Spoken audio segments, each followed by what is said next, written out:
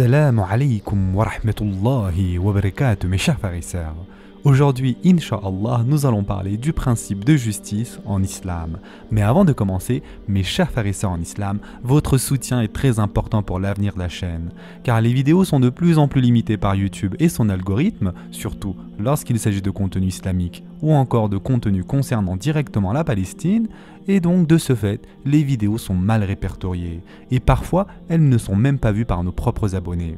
C'est pourquoi, pour le bon référencement de ces vidéos-là, il est très important de commenter, d'aimer et de partager un maximum afin qu'un plus grand nombre de personnes puissent avoir accès à ces vidéos, Inch'Allah. Ceci étant dit, commençons.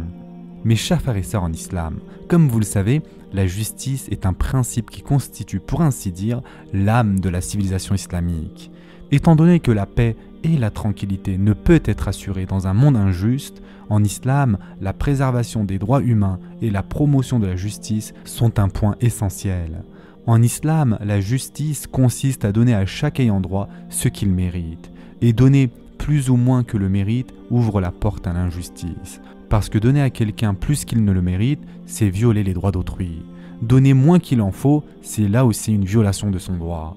Pour cette raison, la justice consiste à traiter tout le monde et à évaluer tout de façon digne, équilibrée et juste en donnant ce qui est dû. Car mes chers frères et sœurs en islam, que cela soit bien clair, l'injustice que l'on sème causera tôt ou tard notre propre destruction. L'histoire témoigne que ceux qui violent les droits en s'éloignant de la justice pour leurs intérêts éphémères ne font que transformer leur propre destin en malheur et ils finiront dans la ruine. C'est pour cette raison qu'il faut toujours être du côté de la justice, aussi difficile soit-elle pour l'âme, et toujours adopter l'équité. L'islam non seulement prône la justice et affirme sa grande influence pour la paix et le bonheur, mais révèle aussi également les ordres et les interdits qui assureront cette justice à un niveau qui n'a encore jamais été atteint dans aucun autre système humain.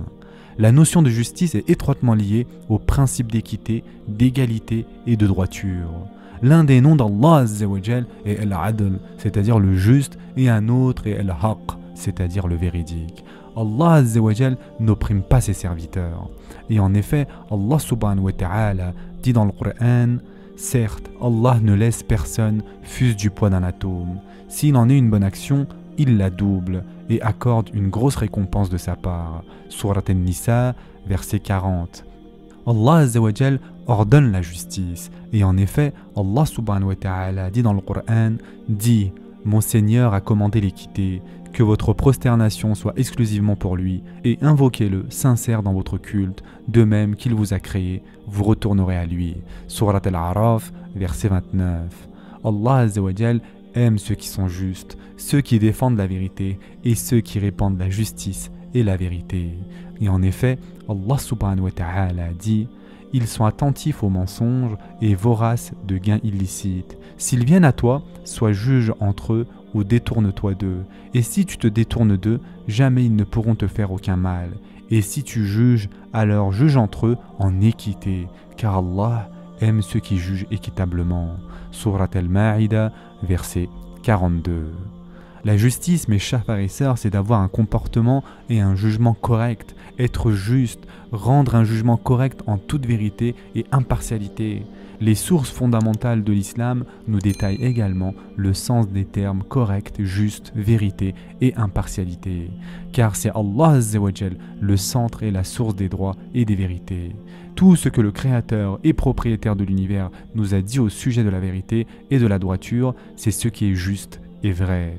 Et Allah subhanahu wa ta'ala nous révèle dans le Coran, dit, le vrai chemin, c'est le chemin d'Allah.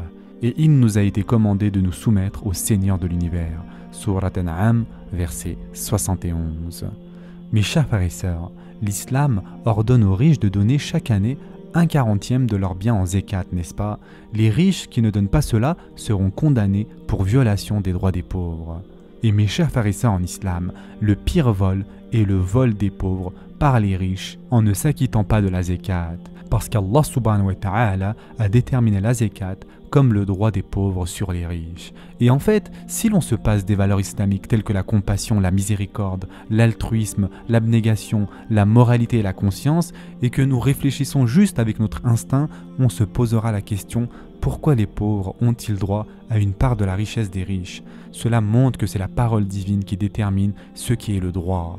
Aujourd'hui, les conceptions laïques du droit et de la justice, fondées uniquement sur la raison, développent des jugements de valeur tels que juste, vrai et équitable. Et bien que cela puisse sembler correct dans la forme, cela peut être faux et nuisible en termes de réalité et de résultats. Certaines conceptions de l'égalité dans le droit humain peuvent se transformer en injustice et en iniquité dans la réalité.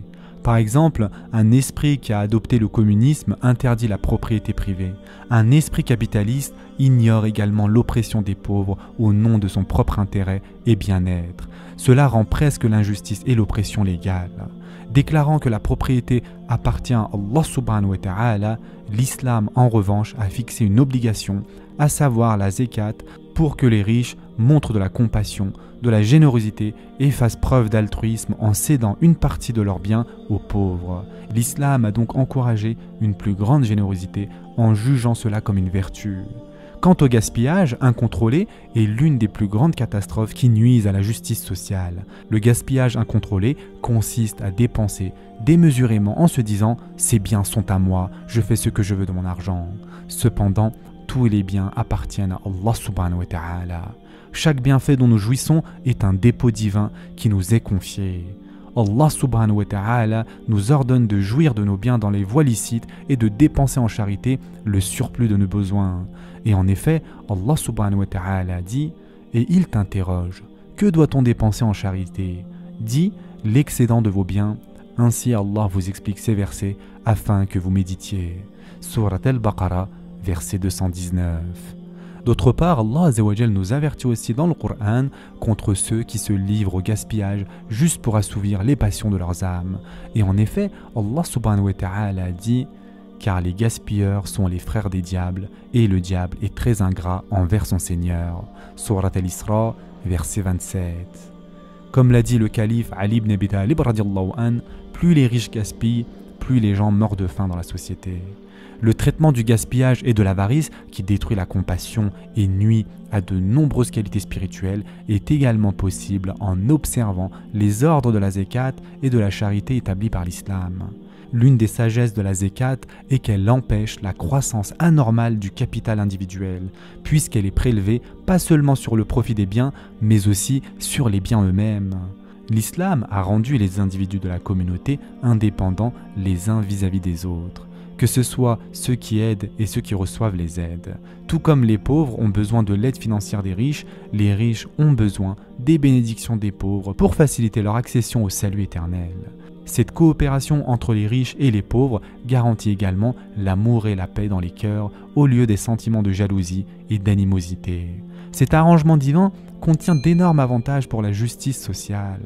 D'autre part, la justice, qui est un concept très large, se manifeste même dans le culte individuel. Et enfin, pour terminer, mes chers frères et sœurs en islam, dans la vision islamique, la justice est considérée comme essentielle dans 3 domaines principaux. L'administration, ensuite les jugements et enfin les relations humaines, familiales et professionnelles. Ce sera tout pour aujourd'hui. En attendant, prenez soin de vous mes chers frères et sœurs et à très prochainement, Inch'Allah.